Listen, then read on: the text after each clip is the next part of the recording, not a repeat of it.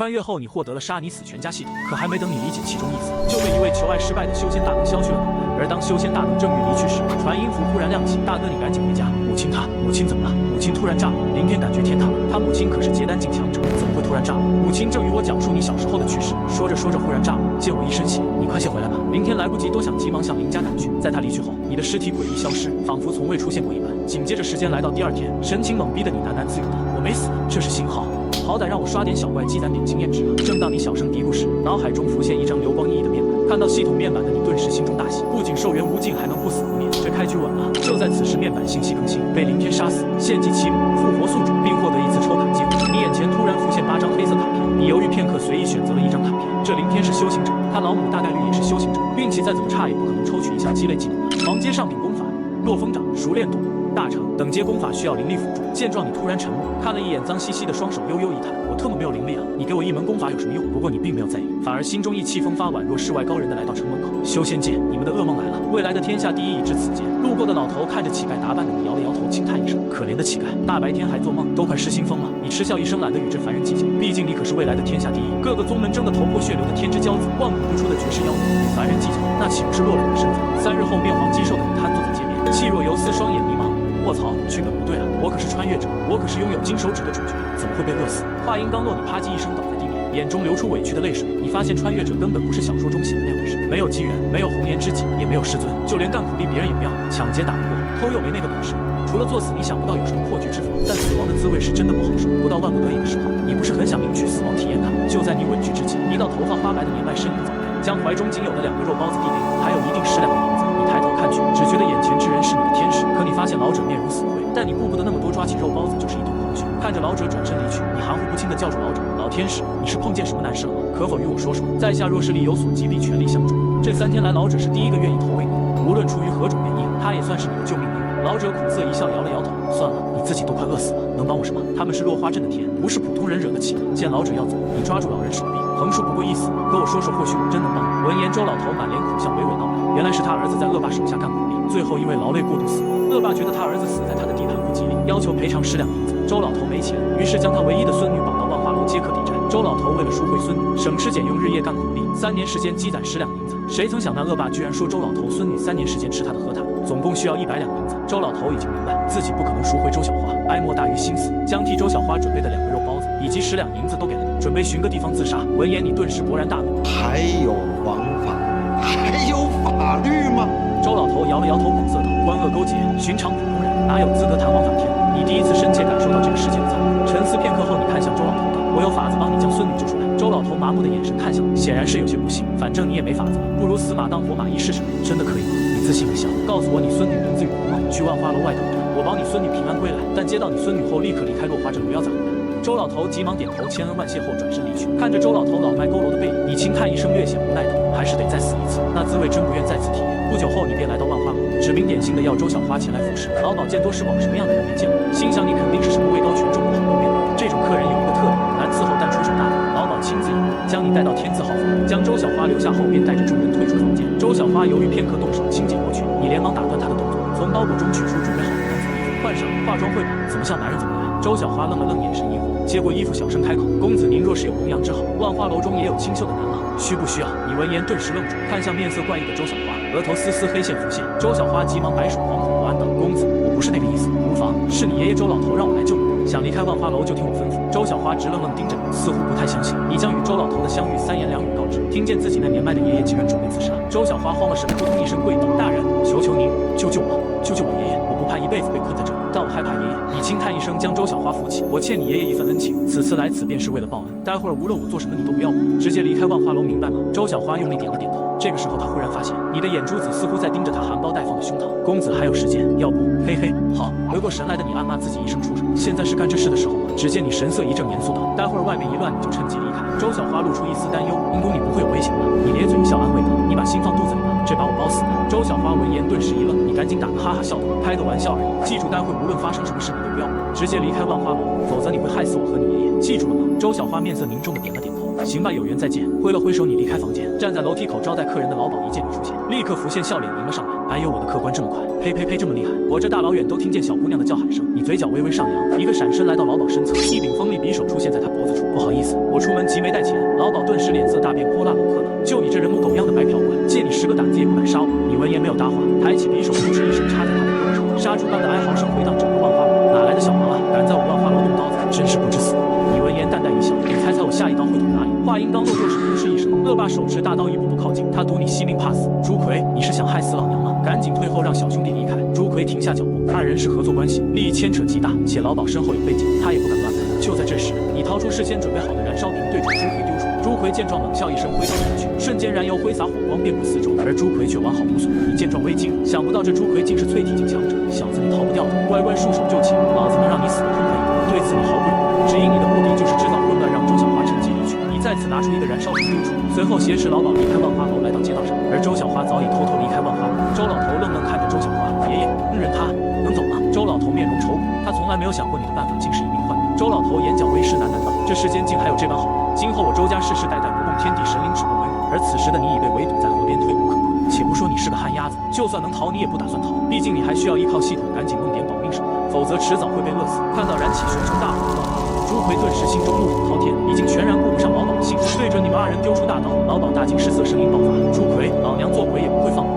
王家也不会放过。”淬体境5重的恐怖力量直接贯穿你们二人身躯，双双跌入河流之中。但仅仅杀了你还不足以让朱奎泄愤。朱奎立刻命人将尸体打捞，他要将你碎尸万段。就在此时，一名家仆慌张跑来，气喘吁吁，惊恐开口：“大人，老爷出事了！我爹可是淬体境8重强者，能出什么事？老爷他在行房事时突然炸了，只剩下一堆血肉渣子。”朱奎勃然大怒，一巴掌将家仆送去见他父亲。朱奎暗骂你是个瘟神，不仅把他的万花楼毁了，现在就连他爹也跟着一起炸了。可你却对此毫不知情，不知道这一次能抽到什么能力。希望来个我能用得上的。被朱奎杀死，献祭祈福，复活宿主，并获得一次抽卡机会，难道是因为修为弱的原因吗？上次8张，这次却只有3张。在3张卡片中随机抽取1张后，你心中不断默念：来个有用的，来个有用的。恭喜宿主获得修仙基础理论及纲要。你沉思片刻，咧嘴一笑，总算知道该怎么开始修仙。根据理论纲要记载，淬体需要配合断体诀以及药液，而你此时却什么也没有。你决定认真学习了解这个世界。通过3个月的学习，你站在青云城前，双手叉腰，再次意气风发自由。我相信以我现代人的思维，混得风生水起是迟早的事。先做生意积累人脉，然后购买药物淬炼身体，这辽阔的天地将由我来主宰。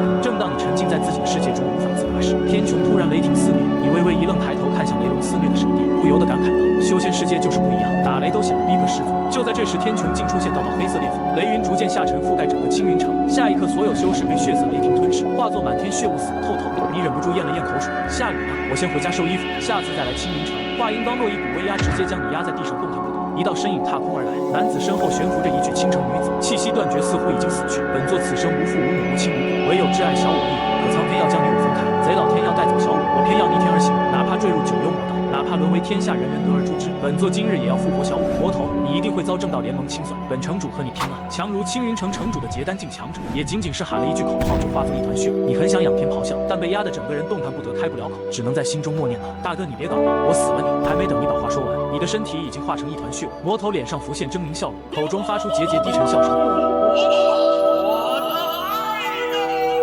其挚爱似乎感应到魔头呼唤，竟缓缓睁开双目。魔头眼角流出丝丝血泪，为了复活小五，这其中的万千艰辛唯有他知。小五抓住魔头宽厚手掌，轻声开口：三哥我回来了。这一切那么不真实，我真的害怕下一刻你会再次消失。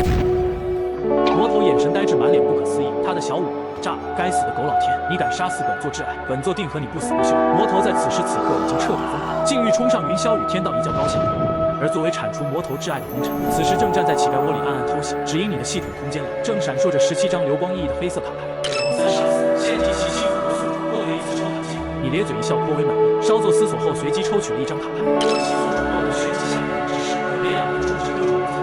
见状，你笑容微微凝固，但还是喃喃自语安慰道：好歹是个技能，实在不行就自己培育灵药淬炼身体。随后，你看向躺在旁边的乞丐，暗暗发誓：我青灵大帝在此立誓，从今天开始，我绝不会接受任何歧视。只见这时一路过大妈伸手捏了一把你的脸蛋后塞给你2个红你这什么意思？当我是什么战奸男老吗？看什么看？你就值这个价！大妈满脸嫌弃，转身离开。恼羞成怒的你立即追上前去，于是你在乞人期待的目光中，来到路边摊要了2个热气腾腾大肉包。30年河东，30年河西，莫欺少年权。就在你填饱肚子思索今后何去何从时，一道大嗓门声突然传来：修仙宗门正式考核开始，想参加考核的抓紧时间，限时3日过时。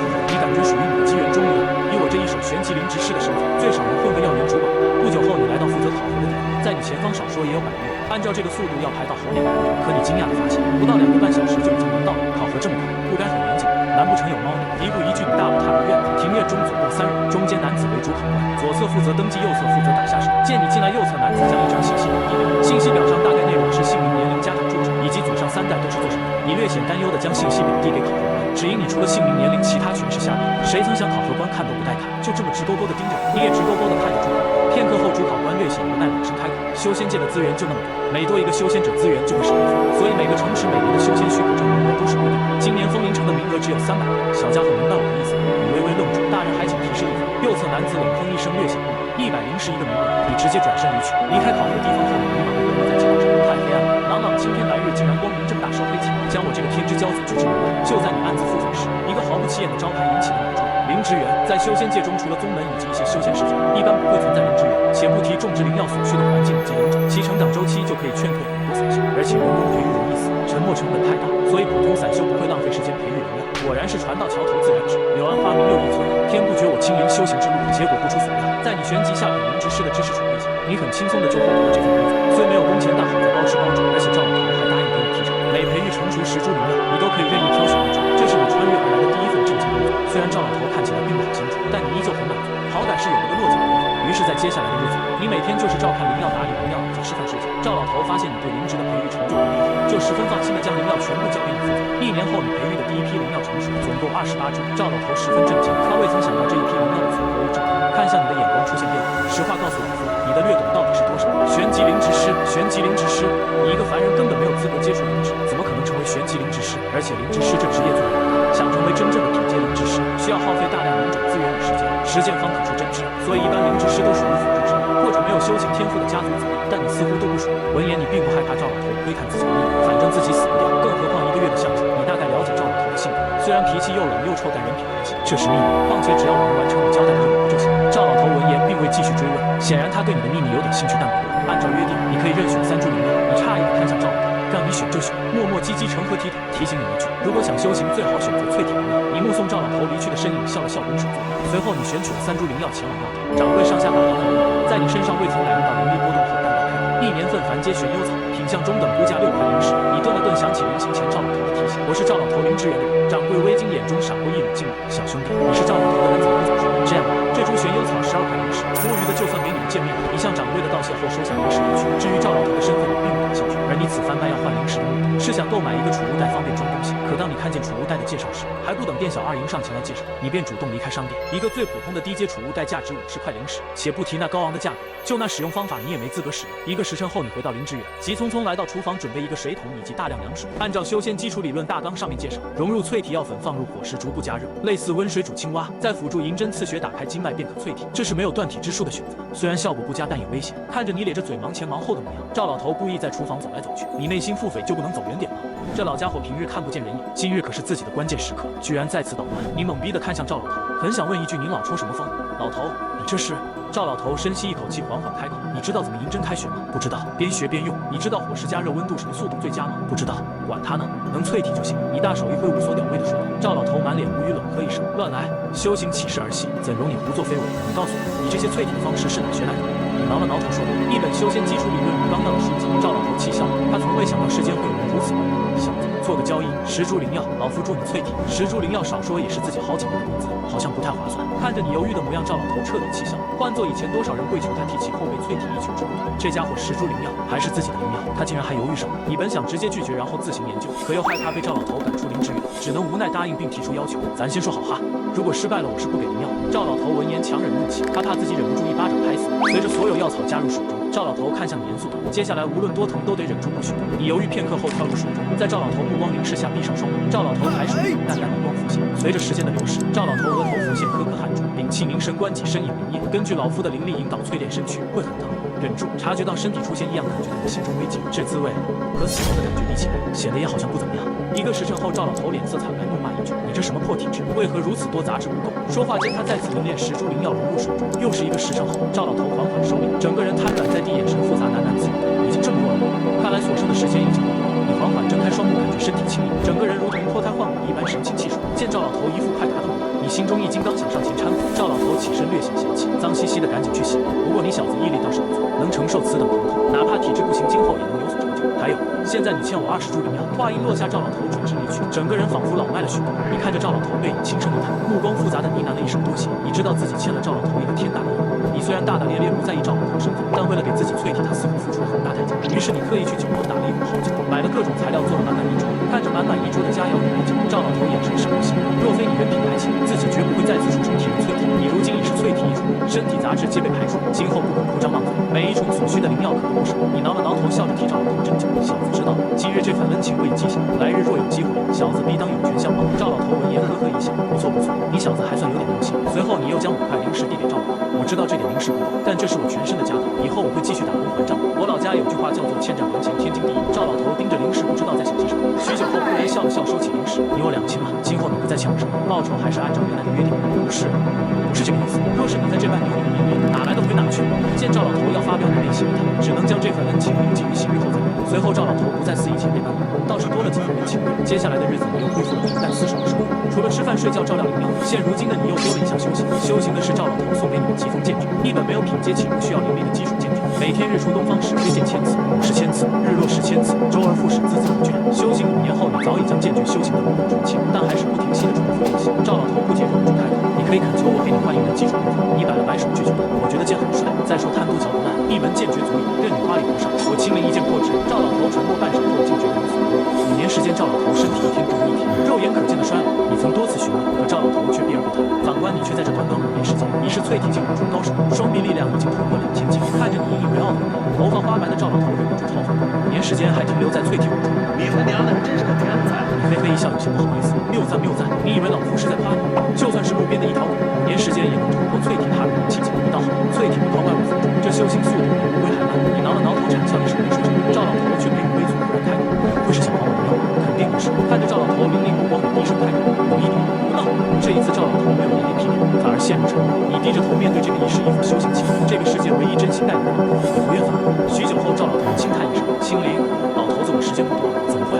你可是高手，能活几百上千年。赵老头摇了摇头，复杂一叹：“我伤了根筋，活不了多久。清灵，答应我，在我有生之年好好修行，最少拥有自保之力，这样老头子我也算不怕了。”相处几年下来，赵老头早就把你当做了自己的孩子。你内心悲伤，虽然你拥有无尽寿元还死不掉，但你却没有能力改变赵老头的命运。你很弱，弱得像个菜鸡。你答应我会好好修行，好好照看你的之命。赵老头笑了笑，没有多说什么。3年后，你终于抵达淬体境9中，双臂力量也已经达到6000斤。你欣喜地来到赵老头身前，赵老头略显不如开讲：“8年时间才到淬体境9中，不得不说，你这天赋真不适合修仙。但你的毅力却让赵老头很是欣慰，他也不愿打击你的信心。不错不错，拥有灵药辅助确实快了许多。接下来便是灵气，吸收天地灵气，通过调息和意念流动，将灵气吸入体内，并在下丹田凝聚，打通特定的窍穴，以促进灵气的循环。利用灵气在身躯中进行一个大周天循环，便可突破灵气一种。这与体质有关。如果是修行天骄，或许3、5日便可完成第1次大周天循环。”你沉默片刻，看向赵老头：“那如果天赋比较差，第1次大周天循环，就算天赋再差，也可在半年内踏入灵气一种。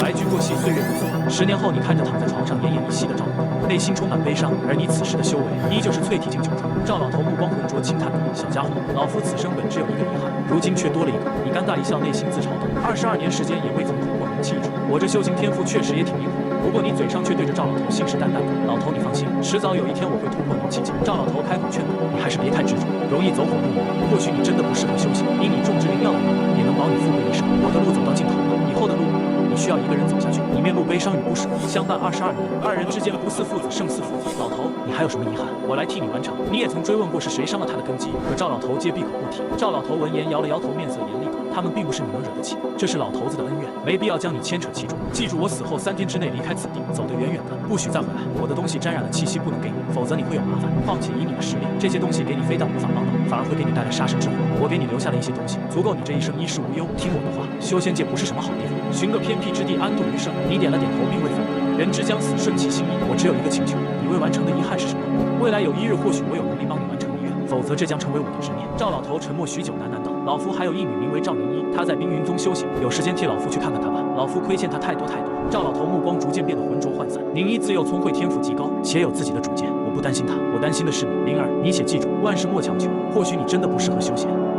你起身擦了擦眼角，将赵老头葬在了灵庙园中。随后你坐在赵老头坟前，赵老头，让我们畅饮至天明，不醉不归。随后你神色黯然了，我又是一个人了。将壶中酒一饮而尽后，你呆愣愣盯着天空，不知道在想些什么。翌日下午，你从赵老头坟前醒来，赵老头，我走了，你放心，我会去看赵宁一，你好好休息。收拾行李时，你在自己床边发现一个布袋子，拿起来一看，竟是一个储物袋，怕你无法使用，赵老头还特意截取了自己一缕气机融入储物袋。你虽没有神识，但意念微动便可从储物袋中取物存物。储物袋空间不大不小，但里面存放着1000块灵石、100株低阶灵药以及1000两黄金与碎银些许，还有2本黄阶功法，1本云风步，1本地龙盾，一个跑路，一个防御。这赵老头是多怕自己死了。你笑了笑，将东西放回储物袋中。除了这些，还有一封给赵宁一的信。赵老头的各种东西你没有忘，全部埋在其坟墓中陪葬。你看了一眼待了22年的地方，转身离去。在你离开后的第3天，4个神秘修士出现在灵芝园中。曾经的云庆国第1强者，竟然沦落至此，真是可悲可叹。凡人帝国的第1强者算什么？在宗门眼中，不过是大一点的蝼蚁罢了。他能善终已是先人的恩赐，不过他的心血淬体法未曾传承下来，倒是一件憾事。听说在最后的22年里，他的身边突然出现一个年轻人，你们说会不会是他的传人？而早已离开风林城的你对此事毫不知情。落花镇的朱葵，昔日的杀身之仇该还了。10日后，你重回落花镇，径直来到曾经的万花楼前，这里风采依旧，甚至更加繁华。朱葵踏入淬体境8重，实力强横，更加霸道，依旧欺压平民，强抢民女。老大，有人搞事！看他身形似乎是个高手，小的们不敢乱来。朱葵眉宇微蹙，冷喝一声：“拿刀来，老子倒要看看哪个不知死活的杂碎敢在我的地盘闹事。”朱葵拎着9环大刀走来，新面孔的老鸨指着你的背影，愤怒控诉道：“奎哥就是他，将楼里的姑娘看了个遍，竟然说咱这里姑娘不行，还骂奎哥你是个没爹的野种。”朱葵勃然大怒，冷喝一声：“哪来的小杂种，敢在我万花楼闹事，不知死活！”闻言，你缓缓转身，一脸轻笑道：“朱葵，好久不见。”